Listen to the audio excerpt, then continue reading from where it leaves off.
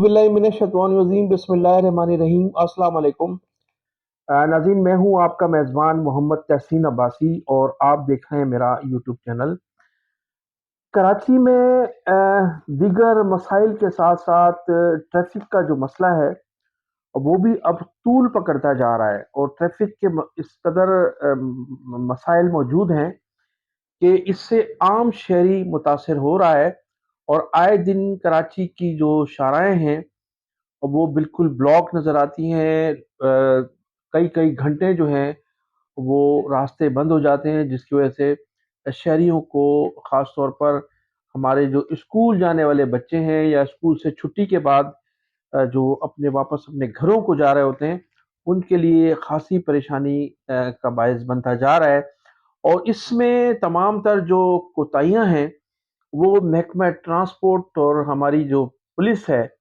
Traffic police, उसका बड़ा अहम किरदार है। इसके साथ साथ कराची में जो गैर कानूनी इंटरसिटी बसों के अड्डे हैं,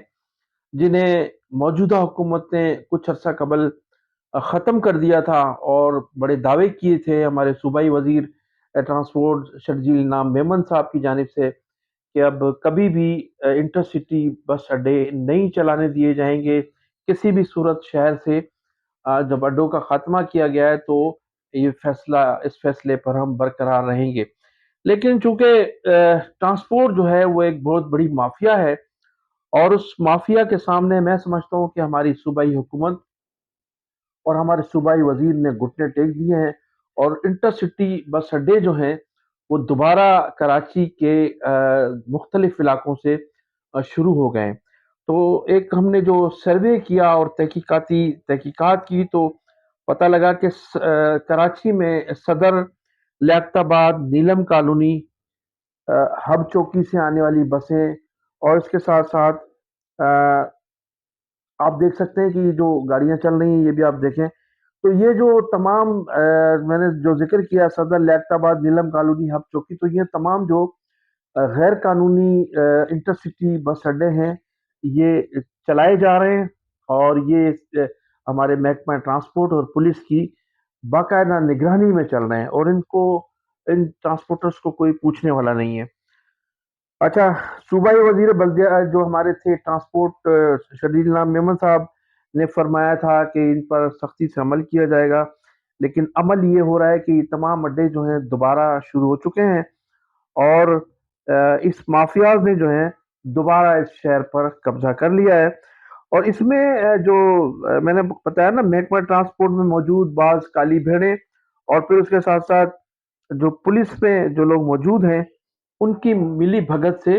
ये तमाम अड्डे चल रहे हैं। अच्छा, अब किस तरह से चल रहे हैं देखिए, तरीकाकार ये है कि सिंध हुकूमत ने इन तमाम अड्डों को सोराब गोट के एक प्राइवेट अड्डे में मुंतकिल कर दिया था और तमाम परमिट जो थे वो वैगनों के हों या बसों के हों वो सोराब गोट के से इशू किए जाते थे। मतलब सोराब गोट लिखा होता था और फिर वो कहीं भी जाएं तो वो Sorab got to Karachi, Sorab got to Hyderabad, Tando आदम, जहां भी जाना चाहें। लेकिन अब ये जो अड्डे हैं ये अड्डे शहर के मुख्तलिफ इलाकों में दोबारा कायम हो गए हैं। अब इनमें होता ही है कि मैं वैगनों की मिसाल दूंगा आपको कि ये जो बस टर्मिनल की जो इंतजामिया है उन्होंने वैगन जो है हैदराबाद की या मीरपुर खास की या अंदरून सिंध या जिस जगह की भी वैगने हैं उनको स्टिकर इशू किए और वो जो वैगने हैं वैगन शटल के नाम पर वहाँ सवारियों को बिठाया जाता है, सदर से, लियाकताबाद से और फिर दूसरे इलाकों से। तो शटल सर्विस के नाम पर वहाँ गाड़ियाँ खड़ी होती हैं और पुलिस की मिली भगत के साथ, पुलिस को पता है कि ये शटल सर्विस नहीं है, वहीं से गाड़ियां भरती हैं और फिर जहां जाना होता है उस गाड़ी को वो मुसाफिरों को वहां पहुंचा देती है। लेकिन उस पर लिखा ही होता है कि ये शटल सर्विस है और बाकायदा उनको स्टिकर दिए गए, स्टिकर लगाए गए उन गाड़ियों पर। तो शटल के नाम पर जो है ना ये गाड़ियां वहां से भरी जाती हैं, सदर, लियाकताबाद, नीलम कॉलोनी और उसके साथ साथ लियाकताबाद से। अच्छा, इसके अलावा स्टूडेंट बिरयानी वाली गली में अगर आप जाएं तो वहां से भी शटल सर्विस के नाम पर हैदराबाद के लिए वैगनें चलाई जा रही हैं, जिस तरह से लियाकताबाद से चलाई जा रही है इस तरह से वहां भी स्टिकर, गाड़ियों पर स्टिकर लगाए गए کہ یہ شٹل سروس ہے، لیکن اصل میں گاڑیاں مسافروں کے لیے وہی ہیں اور وہی گاڑیاں ان کو ان کے مقام پر پہنچاتی ہیں۔ تو یہ پولیس کی ملی بھگت سے یہ سارے کام ہو رہے ہیں۔ اچھا، اب میں آپ کو بتاؤں کہ لیاقت آباد کی جو ٹرنک مارکیٹ ہے، الکرم اسکوائر سے جو 24 گھنٹے ہیں گاڑیاں یہاں سے چل رہی ہیں، یہاں سے سانگڑ، میرپور خاص، نواب شاہ کے لیے روزانہ گاڑیاں چلتی ہیں۔ اچھا، یہاں سے جو گاڑیاں چلتی ہیں ان کی تعداد تقریباً روزانہ 400 گاڑیاں یہاں سے نکلتی ہیں، اور تمام گاڑیوں میں افسوسناک خبر یہ ہے کہ ان تمام گاڑیوں میں گیس سلنڈر لگائے گئے ہیں، جس کی جو ہے کسی بھی صورت اجازت نہیں ہے، نہ صرف گورنمنٹ کی جانب سے، نہ محکمہ ٹرانسپورٹ کی جانب سے، اور نہ ہی ہمارے وفاقی حکومت کی جانب سے۔ تو یہ ان میں جو ہے گیس سلنڈر لگائے گئے ہیں۔ اچھا، پھر یہ فی گاڑی جو ہے، یہ کراچی بس ٹرمینل کے مالکان ان اڈے والوں سے فی گاڑی 500 روپے وصول کرتے ہیں۔ اچھا، ان کو پتا ہوتا ہے کہ شٹل کے نام پر جو ویگنیں ان اڈوں سے نکل رہی ہیں، کتنی ویگنیں ہیں، کتنی جو ہے گاڑیاں ہیں، تو وہاں ان کے لوگ موجود ہوتے ہیں اور ان کو یہ تعداد پتا ہوتی ہے، اور پھر فی گاڑی 500 روپے کے حساب سے جو بس ٹرمینل کی جو انتظامیہ ہے اس کو باقاعدہ بھتہ دیا جاتا ہے۔ 500 روپے فی گاڑی، کہیں سے 400 گاڑیاں ہیں تو کہیں سے 200 گاڑیاں ہیں، تو کئی لاکھ روپے اس سے جو ہے بھتہ جمع ہوتا ہے۔ اور اچھا، پھر اس کے علاوہ بس ٹرمینل کے لیے لیاقت آباد سے گزرنے والی سواریاں اٹھانے کے پیسے اڈے والوں کو 3000 روپے دیتے ہیں، یعنی بس ٹرمینل سے جو گاڑیاں گزر رہی ہیں وہاں سے جو یہ لوگ سواریاں اٹھاتے ہیں تو 3000 روپیہ فی گاڑی دیتے ہیں، اور اس میں 800 روپے جو ہے وہ ٹرمینل کی انتظامیہ کے اور باقی اڈے والوں کے ہوتے ہیں، یعنی 3000 روپے گاڑی اور پھر اس کے بعد 800 روپے جو ہے وہ بس ٹرمینل کی انتظامیہ کے ہوتے ہیں، بقیہ جو اڈے والوں کے ہوتے ہیں۔ تو اس طرح پورے شہر میں یہ سسٹم نافذ کیا گیا ہے۔ نیلم کالونی، کورنگی، قیوم آباد سے جو بھی گاڑی چل رہی ہے سب کا حصہ ٹرمینل کی انتظامیہ وصول کرتی ہے مبینہ طور پر۔ دیکھیں نا، جب بس ٹرمینل کی انتظامیہ اور مالکان جو ہے وہ ان سے بھتے وصول کریں گے اور اسٹیکر دے کر ان کی گاڑیاں اندرون شہر سے چلائی جائیں گی، تو پھر یہ انٹرسٹی بس اڈے کیسے ختم ہوں گے؟ اچھا، اب ٹرمینل کے مالکان بھتہ وصول کر رہے ہیں، اب ان کو چاہیے کہ صوبائی وزیر ایکشن لیں، محکمہ ٹرانسپورٹ میں بیٹھے کرپٹ افسران سے باز پرس کریں۔ ابھی تک یہ گاڑیاں بند کیوں نہیں ہوئی ہیں؟ کیوں نہیں ان کو پکڑا گیا؟ ابھی تک یہ گاڑیاں انٹرسٹی بس جو چل رہی ہیں ان پر ابھی تک ہاتھ نہیں ڈالا گیا ہے، اور بعض ٹرانسپورٹر کا کہنا ہے کہ ہمیں تو شہر میں داخل ہونے کے لیے ایس او گلبرگ جو ہے، اچھا اس میں ایس او کا بڑا بھی کردار ہے نا، تو ایس او گلبرگ جو ہے کہتے ہیں کہ اتنا بڑا طاقتور ہے، فی گاڑی کے حساب سے اس کو منتھلی دی جاتی ہے۔ ڈسٹرکٹ سینٹرل میں اس وقت سب سے زیادہ powerful S O Gulberg town کا ہے، جسے کہتے ہیں کہ ڈی آئی جی کی بھی طاقت نہیں ہے کہ وہ اس کو وہاں سے ہٹا سکے۔ تو ایس او نے اپنے علاقے میں عادل شاہ کا مشہور اڈا کھلوایا ہوا ہے۔ یہ جو ایس او ہیں گلبرگ، انہوں نے عادل شاہ نامی ایک شخص کا بڑا مشہور اڈا ہے، وہ وہاں سے چل رہا ہے، اور جہاں سے پنجاب کے لیے گاڑیاں چلتی ہیں، جن میں عادل شاہ کو جو ہے انچولی سے